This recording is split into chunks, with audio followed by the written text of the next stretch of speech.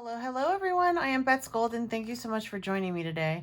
I actually have a really fun technique that I want to teach you, and I learned it through the Paper Artsy class at Creativation in 2020. And the reason why I haven't shared it yet is because they did not have this released, I believe, until June. So, and you can't get it on their website. You have to find it at a small like your brick and mortar store for their stamps, and they don't release it on their website until like 6 months later. So I didn't want to share it too soon because the stamp set is so freaking cute. And this technique is something that I learned there, only I'm going to take it a step further and include some embossing in this just to show you how you can do sloppy painting and make it look really cute with just this simple stamping technique. And all you need is your MISTI, and then you're going to put your stamps in. I'm going to be stamping on this. I'm using an 80-pound cardstock on this, and I'm just going to ink up my images with some StazOn ink. I want StazOn ink because we're going to be putting paint over it, and so it needs to be able to hold up, so we know where we put that paint down. So I'm just inking this up, and I'll probably have to stamp it again. That's the beauty of the MISTI, though, is I can go ahead and do it several times if I need to. Yeah, I do. I need to stamp it again. I'm going to pull it out a little bit and do it like this. This first stamp is not that important. This is just going to be our base for what we are going to paint on. And I'm going to also be using their fabulous chalk acrylic paints. I love these things. They're wonderful. I would love one of every color. The colors that I have chosen today are super vibrant and super pretty. And you can mix them to create custom colors, which I'm going to do a little bit of, but I just love them. And the stamps are fabulous. All right, so let's see here. All right, that'll work. So I'm done with my StazOn ink. If you want to clean off your stamps, you can. StazOn stains. I don't care if it stains, so I'm good with it like that. So I'm going to go ahead and get started here. So what you want to do is you don't really have to worry about stain in the lines so much, as you just want to get color and spots. So the colors that I'm using are this beautiful blue. Don't know, I can't say it, so I'm not going to try. Then this beautiful reddish pink, and then finally this really pretty dirty lime. So to paint my stems and things, I'm going to be using a combo of these two. And I'm going to be mixing some colors as well as coloring them independently. And I just have off to the side my paint palette, so to speak. Since these are a chalk paint, they do dry relatively quickly. And you're going to notice that as you put the paint down, you're going to cover up almost all of your lines, which is okay. We are just using our lines as a guide. I don't really care if we stay in the lines or not. It's just literally a guide. So I'm mixing these two paints up until I get it to my liking. And then I'm going to go ahead and start to color these in. So I'm going to just start right here off in the leaf, and it is semi-opaque, so you can kind of see through it. But like I said, I'm not too concerned with covering up the lines, because I'm going to actually stamp the whole image over again once I am done painting it in. So as you can tell, I'm not paying much attention to where the lines are going to go. I covered up. It looks real sloppy, and that's okay. Once I got done painting in all of my leaves to my liking, I went back through and I mixed in a little bit more of the blue into that green so I could paint that right there and these little guys. Now, up in this area, I'm going to be a little bit neater, but it's not like a huge deal. So from here, I'm going to clean off my little glass mat area over here. and I'm actually going to lay out this color, and I'm going to start going through like these little spots with this color, and also do some of my flower in that color as well. So let me go ahead and just squirt off some of that off to the side. And then I'm going to take my brush, because I do want it to be small, and I'm just going to paint this section in right like so. And again, I actually am being a little bit too careful. I don't have to be that careful with this. But you can see why having it water with a stays on ink is super important at this point.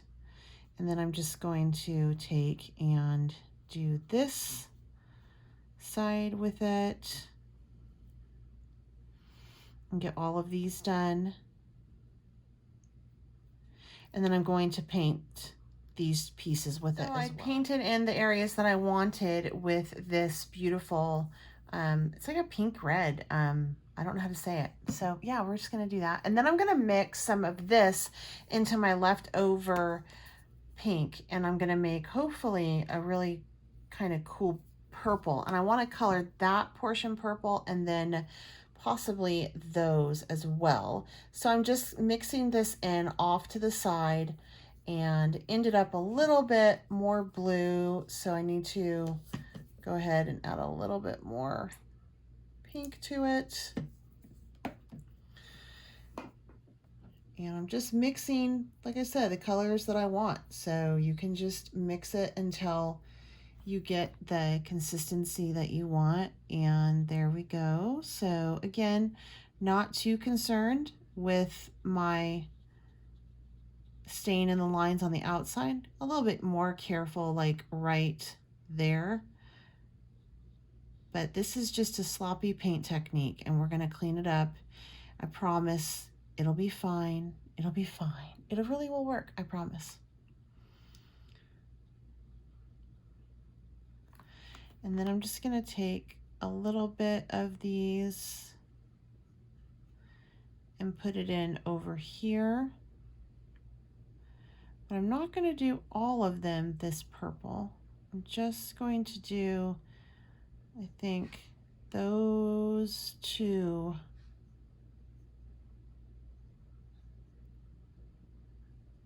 Purple. And now I'm gonna color in Dirty Lime on this one, and this one. So once you get everything colored in, you're gonna want to let it all dry. That's super important for the next step. Then you're gonna take a static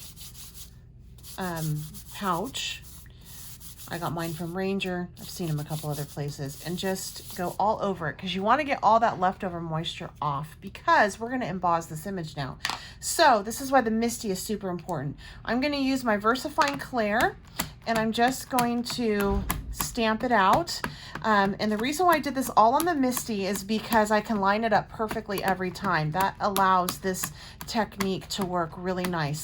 And you don't have to emboss it for this step. I am going to emboss it for this step because I'm going to obviously need to cut these images out because they're so sloppy. And then once I do emboss it, it'll give me a nice line in which I can cut them out. But look how beautiful that is. I mean, that looks so cool, just like that. So I'm gonna go ahead and just remove this from here at this point. Hit it with some black embossing powder.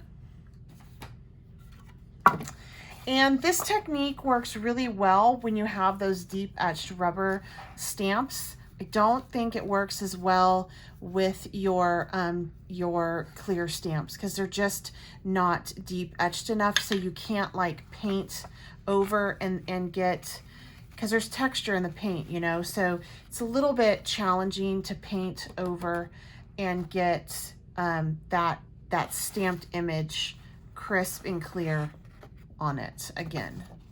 All right, so there we go. I'm going to go ahead and emboss this, and you'll be able to see just how cool this is as I emboss it.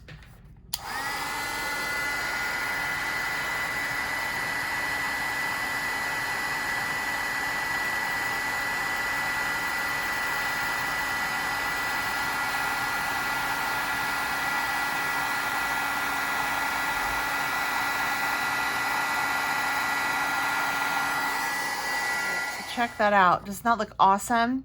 Now all you have to do is you just have to go ahead and trim these out, and they'll be ready to collage onto your project or put onto a card. I went ahead and cut these out. Now this one is a little bit hard to cut out because of the really thin strips, but that's okay because I don't have much of a mess on those spots because I didn't put paint down, so it'll work. And then this little guy. And then I did go ahead and stamp this image because what you can do on this is you can actually lay it down upside down or layer it on, and just to give it a little bit extra interest. So that's why I did that. I'm just going to pop a little bit of glue right in the center here. And then these are ready for my project, and whatever my project is going to be, I don't know. I don't know if I'm going to put it in my journal or if I'm going to put it on a card front. So come back tomorrow and I'll have made up my mind by then, I think. Yeah. But anyway, that is how you can do sloppy painting to create a really stellar, beautiful painted image. If you haven't subscribed to my channel, I certainly hope that you do so. If you have any questions or comments, please leave it down below. And I would love it if you would share this video with anyone you think would find this of interest. You can pin it on Pinterest on one of your boards, share it on Facebook. That'd be great. And then give it a thumbs up if you enjoyed it. Until next time, I'm Bets Golden. Happy crafting.